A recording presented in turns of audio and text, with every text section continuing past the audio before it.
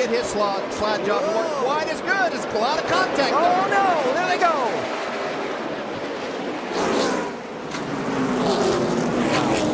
Didn't work out for either one of them. Tony comes down, trying to pin him down a little bit. That creates contact that gets Kansas sideways. Yeah, but I thought Tony had to get down a little bit. And we've talked about how just on the exit right there's not a lot of room. The groove's fairly narrow. Tony not very happy. Oh. Gosh, it's familiar. Well, we know what Tony thinks.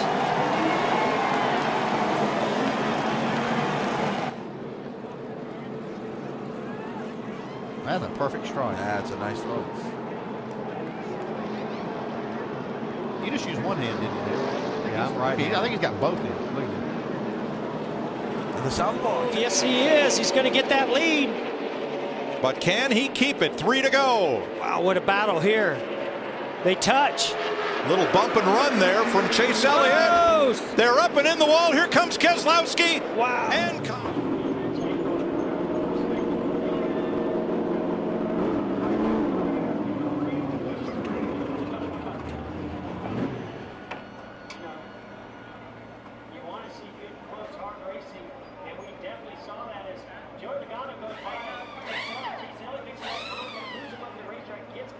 makes a little more contact. Now, right here's where I expected Chase Elliott to go to the bottom. He doesn't. He gets but he will have to hard looking stick. I'll give you a little bit of time to get out of the gas, or he's going to get spun out.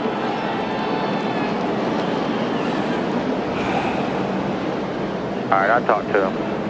That ain't going to do any good, Ty. No. The emotions are running very, very high right now. I'd talk to him maybe next Friday. Yeah, at Darlington.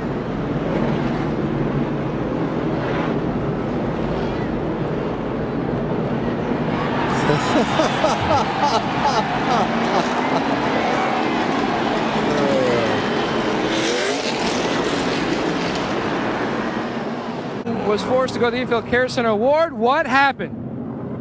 Junior just didn't take his time. I mean, we've been giving and taking out there all day. I got some really good words for him, but I can't say it on TV, but I got to just control myself right at the moment. You sent a nice message, though, with the throw. I wish I had something I could shot through the window. And Ward's pretty good with those things too. So Earnhardt Jr. bumped Robbie Gordon, and then after the race, Robbie Gordon retaliated. Well, again, this is Bristol. Earnhardt Jr. felt like he was done wrong. He didn't have an opportunity to come back. This is what happens. But I disagree with what these guys are doing. This race is over with. You got a problem with one another, get out and settle it man to man.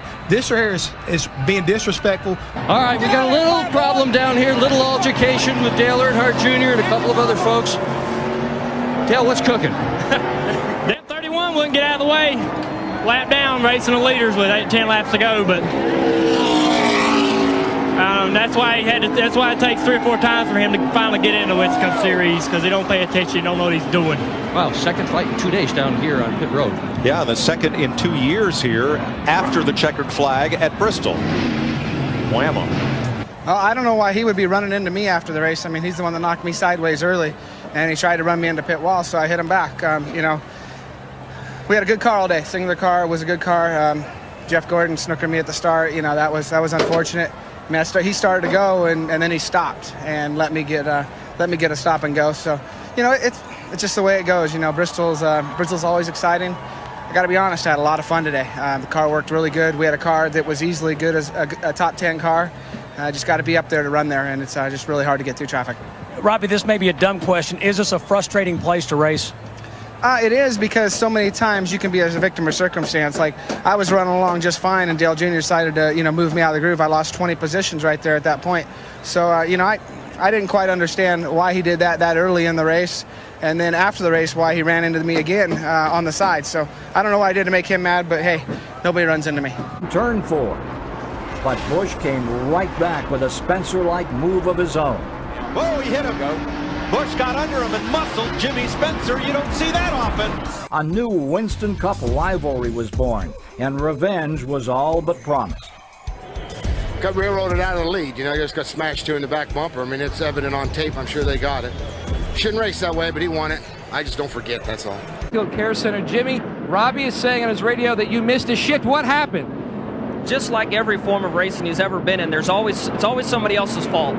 He had me turn sideways before we even took the green. I didn't even have a chance to grab a gear. He was beating my bumper cover off me coming to the green because he wanted to restart in front of me. I'm trying to get my lap back as well, so he's just crying up a river like he always does. It's a shame. We got a chance to win the championship and we get spun out before we even take the green on a restart. It's wrong. You can see the frustrations running high down here in the garage area, guys. Tony looking for Mr. Gordon. Here's a look at the spin and the contact. Well, he gets a run on him. He just gets down underneath him just ever so slightly. Tony comes down. No place for Gordon to go. Ever so slightly. Tony comes down. No place for Gordon to go. And here's Tony over here on the front straightaway. And watch this. And on pit road, Stewart expresses his displeasure with Jeff Gordon. And if when he gets down here and gets this thing wound up, he might have some more things to say. We have heard they have reserved seats in the front of that red NASCAR truck. What happened between you and Tony Stewart at the end? Well, I've been working on him for a long time. Come off at 2, had a great run, and he got sideways, and I got underneath him, and he just turned down on me. You know, I did everything I could to keep from hitting him because I don't want to, take a guy out in the last lap. But hey, I got the position. We're battling all the way to the end. This is Bristol, and I'm going to do everything I can for the position. And I don't see anything wrong with what I did. I thought that it was pretty clean. But I just want to say thanks to everybody with DuPont and Pepsi, Quaker State, GMAC, Chevrolet. This was a great effort for us today. How about the retaliation? How about Tony coming back at you? Is that okay? That doesn't Fighting for one spot on the last lap. Yeah, it is. And I know Jeff wouldn't have done that, but hey, I say he's having trouble. He can't even get it. He's having trouble in the pits. I think he might have a brake problem. That's what I think. I tell you, Jeff said he agreed to banking. The things that's given the drivers problem is they really smoothed that out. Oh, There's trouble just very front little straightaway. grip. Sorry, DJ. Ken Schrader turned into the inside wall, and the caution is out.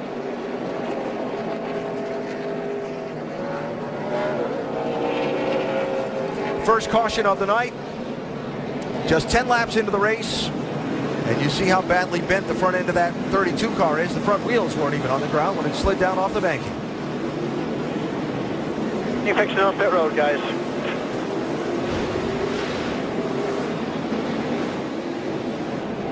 Yeah, a lot of contact right there. You see out of the corner, you just can't get the car stopped before you get to the inside wall. 49 car, Jason Leffler.